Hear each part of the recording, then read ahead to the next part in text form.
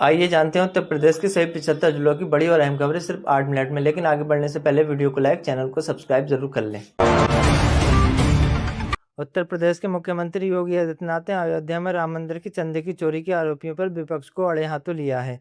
उन्होंने पंचायत आज तक कार्यक्रम में कहा कि जिन लोगों ने कभी राम भक्तों पर गोलियां चलवाई थीं, आज वो आस्था की बात कर रहे हैं। सरकार ने इस पूरे मामले की जांच के आदेश दिए हैं और किसी भी दोषी को बख्शा नहीं जाएगा।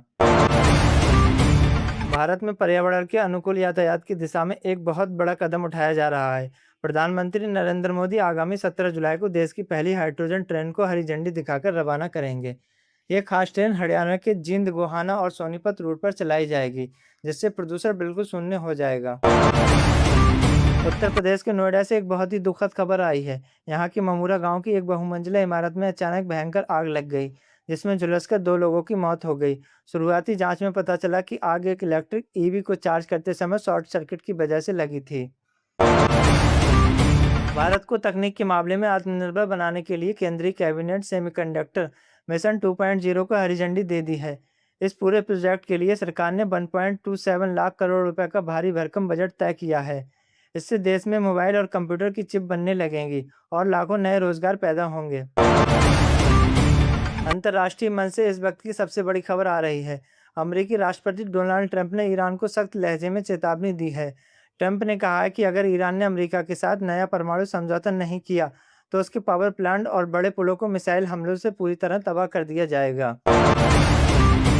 खाड़ी देशों में जारी तनाव के बीच एक दुखद खबर सामने आई है। ईरान की तरफ से किए गए मिसाइल हमले में संयुक्त अरब अमीरात में 2 तेल टैंकरों को निशाना बनाया गया, जिसमें एक भारतीय नाविक की मौत हो गई और 6 अन्य लोग घायल हो गए।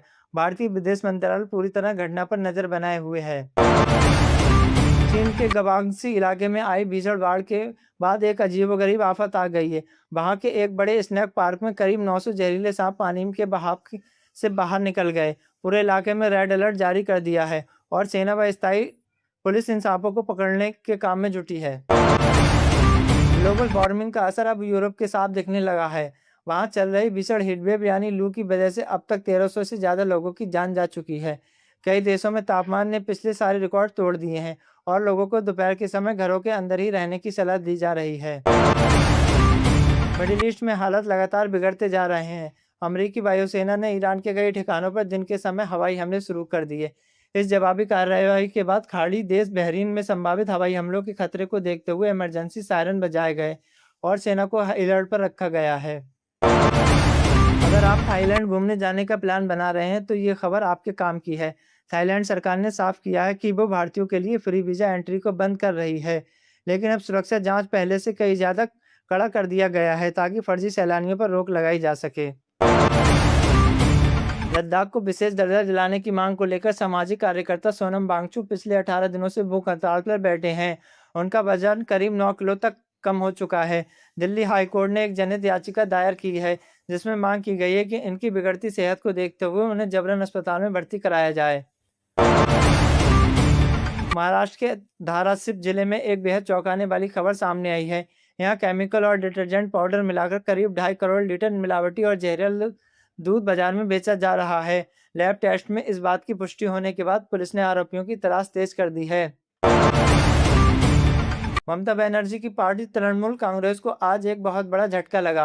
पार्टी के वरिष्ठ और दिग्गज नेता मदन मित्रा ने टीएमसी से इस्तीफा दिया है और भी बागी गुट में शामिल हो गए। इस सियासी फेरबदल में के बाद बंगाल की राजनीति में गर्माहट आ गई है।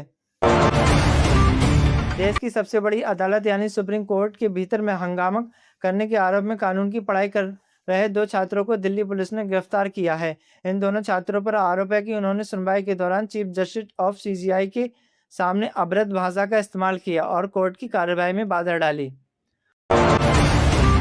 भारत और ब्रिटेन के बीच व्यापार को बढ़ावा देने वाले बहुप्रतीक्षित ऐतिहासिक समझौते आज से पूरी तरह लागू हो गया है। इस समझौते के तहत अब भारत से ब्रिटेन जाने वाले करीब 99% सामानों पर कोई कस्टम ड्यूटी यानी टैक्स नहीं लगेगा। इससे भारतीय किसानों और छोटे व्यापारों को बहुत फायदा होगा। उत्तर प्रदेश के संबल जिले में भूमाफियों और अवैध निर्माण के खिलाफ प्रशासन का बुलडोजर गरजा है। यहाँ सरकार जमीन के लगभग 10.5 बीघे हिस्से पर अवैध रूप से बनाई गई एक ईदगाह और मस्जिद की दीवारों को प्रशासन भारी पुलिस बल की मौजूदगी में पूरी तरह ध्वस्त कर दिया है। यूपी के पीलीभीत से एक बेहद दिल दहला देने वाली वारदात सामने आई है। जिला अस्पताल में सीटी स्कैन रूम में एक सनकी पैरामेडिकल छात्र ने अपनी ही सहपाठी छात्रा पर चाकू से हमला कर उसे मौत के घाट उतार दिया। पुलिस के मुताबिक यह पूरा मामला एक तरफा प्यार में जुटा हुआ है और आरोपी को गिरफ्तार कर लिया गया है। Uttar Pradesh real estate regulatory authority ने घर खरीदारों को बहुत बड़ी राहत दी है।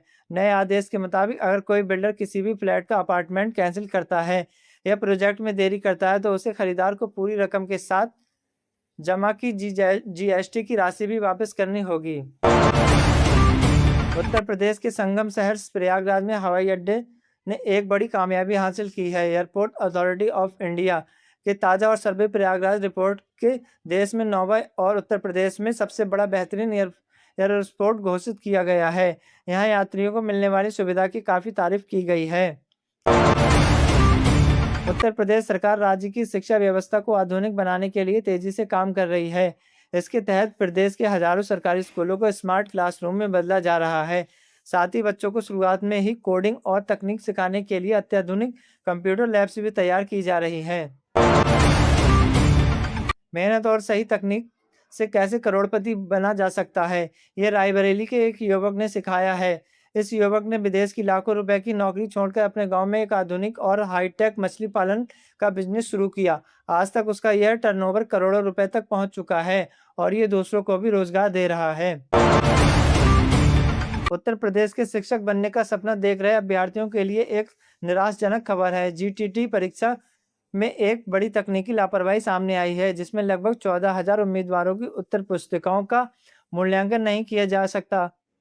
छात्र अब इसके खिलाफ प्रदर्शन कर रहे हैं। ग्लोबल टेक इंडस्ट्री में एक बहुत बड़ी आर्थिक खबर है। दिग्गज आईटी कंपनी आईबीएम के शेयरों में अचानक 25% की भारी गिरावट दर्ज की गई। साल 1967 के बाद ये कंपनी भी सबसे बड़ी गिरावट है।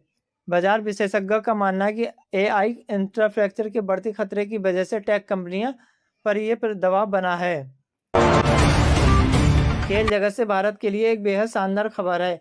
इंग्लैंड ने एजबेस्टन में खेले गए पहले वनडे मैच में भारत ने मेजबान इंग्लैंड को 6 विकेट से हरा दिया है। भारतीय कप्तान शुभमन गिल ने शानदार 80 रनों की पारी खेली है, जबकि ऑलराउंडर अक्षर पटेल ने बेहतरीन गेंदबाजी करते हुए 4 विकेट चटकाए और नाबाद 57 रन भी बनाए।